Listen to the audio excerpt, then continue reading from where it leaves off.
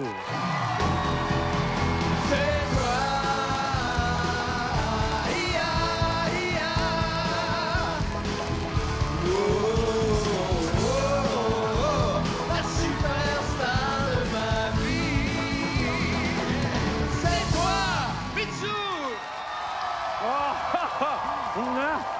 my God!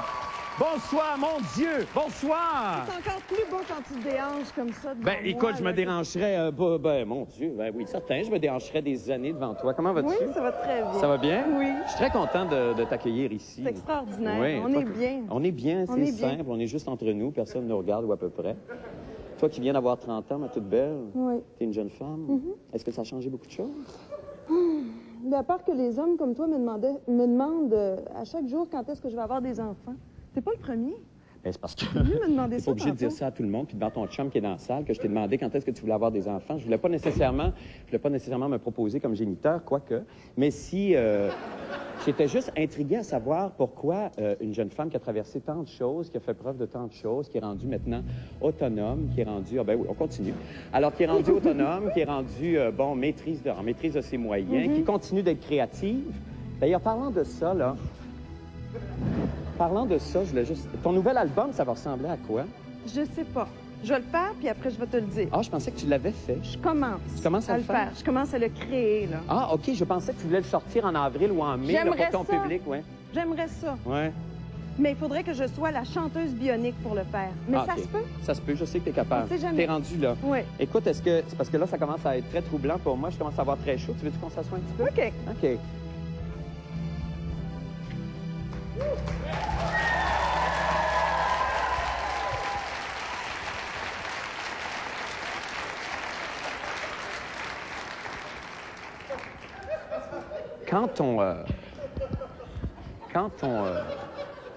Quand on fait un retour en arrière, par exemple, sur... Juste sortir mon petit calepin, j'ai des questions. Quand on fait un retour en arrière, par exemple, si je retourne, on retourne, mettons, 10-12 ans en arrière, OK? Oui. Je voulais juste savoir, après, quand tu as commencé à faire de la chanson, tout ce côté-là, sexe symbole, très Lolita, que tu as été peut-être une des premières à affirmer de façon Mais aussi... je fais plus ça maintenant. Non, je sais que tu es rendu... Je sais que... Je sais que tu es rendu ailleurs, mais je me suis toujours demandé si, justement, de ne plus le faire comme tu le faisais, Ouais. s'il y a eu des regrets sur la mise en marché, de la façon dont on t'a vendu, dont tu t'es vendu. Est-ce qu'il y a des choses que tu regrettes là-dedans? Ben, si je regrette, non, parce que je pense qu'il y a des étapes à une vie. Oui. Tu sais, dans la vie d'une femme, il y a des moments où tu dois explorer ta féminité. OK. Hein? Quand tu es jeune, tu as 17 ans. Il y a des choses que tu connais pas encore. Tu n'es Non. pas sûr, tu sais, de où est-ce que tu te diriges dans la vie, tout ça. Donc, tu dois tester un petit peu les hommes. Mais après ça, là, ça arrête, ça. Et à partir de quel moment, par exemple, tu as décidé de complètement, parce que ça a été une décision de ta part, de complètement te retirer, de changer complètement de look, d'image Ouais. et tout ça? Et ça, c'est venu comment? Ben, un jour, je me suis dit, moi, j'aime les choses simples. J'aime les dimanches après-midi. J'aime mon bon thaler. Et puis, c'est venu comme ça.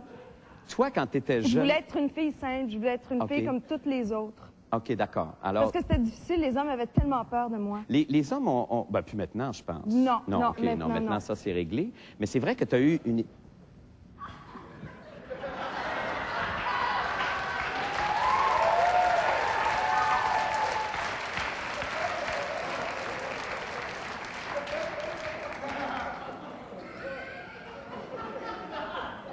N'empêche qu'il y a eu un moment où tu disais dans une excellente interview dans le Globe and Mail, je pense, où tu as dit, j'ai eu l'impression à un moment donné que l'image a pris le dessus et que là, comme chanteuse, je pouvais avoir moins de crédibilité ou pas autant de crédibilité que j'aurais voulu en avoir. Est-ce que je te cite comme il faut?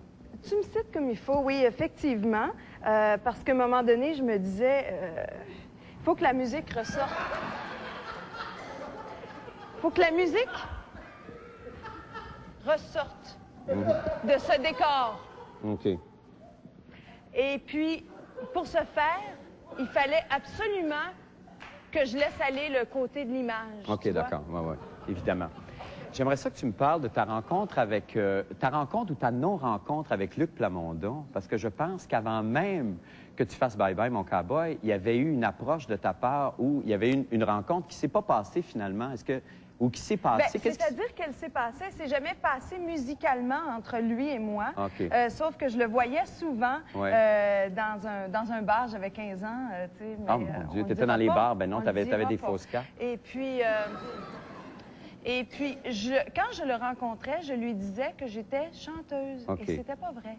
Mais tout le monde me connaissait là-bas comme étant chanteuse. Attends, qu'est-ce que tu veux dire que tu n'étais pas chanteuse? Tu avais l'ambition de chanter? À 15 ans, j'avais l'ambition de chanter. Oui, OK. Mais lui, il disait à Marie-Carmen, puis au bébé, puis aux autres, puis dans ce temps-là, tu sais, c'était Marie-Denise Pelletier. Oui. C'est Mitsou, la nouvelle chanteuse. OK, d'accord. Alors que il c'était... me croyait. OK. C'était pas vrai, mais cette idée-là germait en moi. Et puis, elle est arrivée naturellement parce que je l'ai visualisée. Mais aurais-tu aimé ça travailler avec lui? Parce que j'imagine que ça aurait fait deux carrières complètement différentes.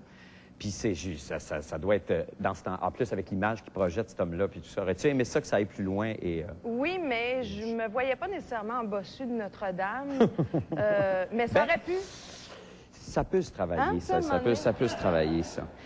Donc, tes priorités ont énormément changé avec le temps. Et là, les affaires ont pris une place très importante dans ta vie, tout en restant très créative. Là, tu vas t'ouvrir un spa. Est-ce que c'est vrai, ça? Tu as acheté une église, par exemple? C'est-à-dire que c'est une nouvelle qui est sortie un peu trop vite à mon goût.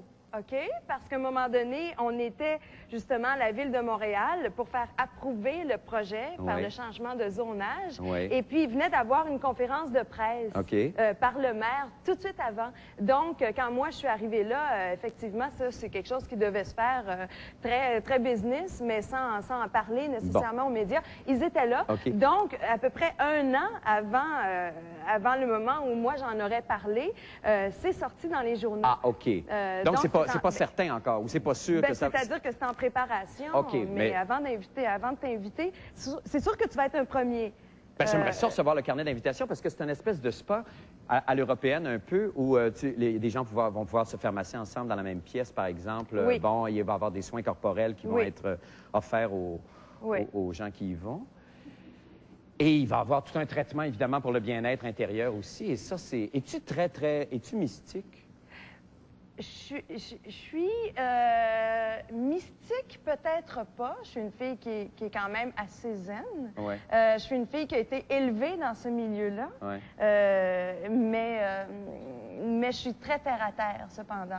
Mais j'aime beaucoup, beaucoup ce côté des médecines douces et ça m'intéresse énormément. OK, parce que pourtant, tu as été élevée à la campagne avec les galettes de sarrasin dans une famille qui était très libre, apparemment. Et c'était un peu le flower...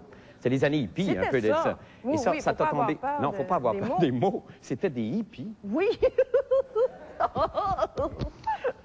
Des hippies. Et là, donc, toi, aimais-tu ça? Ah, j'adorais ça. Ah, t'adorais vivre librement? Oui, écoute. Oui, absolument. Ah, ouais. Je suis une fille très libre. C'est pour ça que quand je suis arrivée dans le monde straight, OK. Ah oui, ça t'a donné un choc, hein? Mais tu t'es très bien adapté. Sauf que, si je peux me permettre, Mitsou, bon, moi, je suis passé à travers toute ton œuvre, OK, depuis les débuts. Il y a, évidemment, j'ai analysé les paroles, tout ça, mais il y a un vers que tu as écrit que je m'excuse, je le comprends pas. Tu permets que je te le cite? Absolument. Non, non, non, c'est pas comme ça. Non, non, non, c'est pas comme ça qu'on fait l'amour. Regarde les Chinois. J'ai jamais compris qu'est-ce qui se cachait sous cette phrase-là, mais là, évidemment, cette semaine, les acrobates de Pékin sont de passage à Montréal, et là, je me suis dit, quelle belle occasion, à la fois pour te faire plaisir et à la fois pour essayer d'éclairer ma petite lanterne. On va comprendre ce que les Chinois font de si extraordinaire pour qu'il faille absolument les regarder pour savoir comment faire l'amour de belle façon. Alors, si tu permets, on va regarder, c'est ce qu'on va faire avec mademoiselle Gao Yu Yan. On va regarder ça ensemble. Alors, on regarde donc.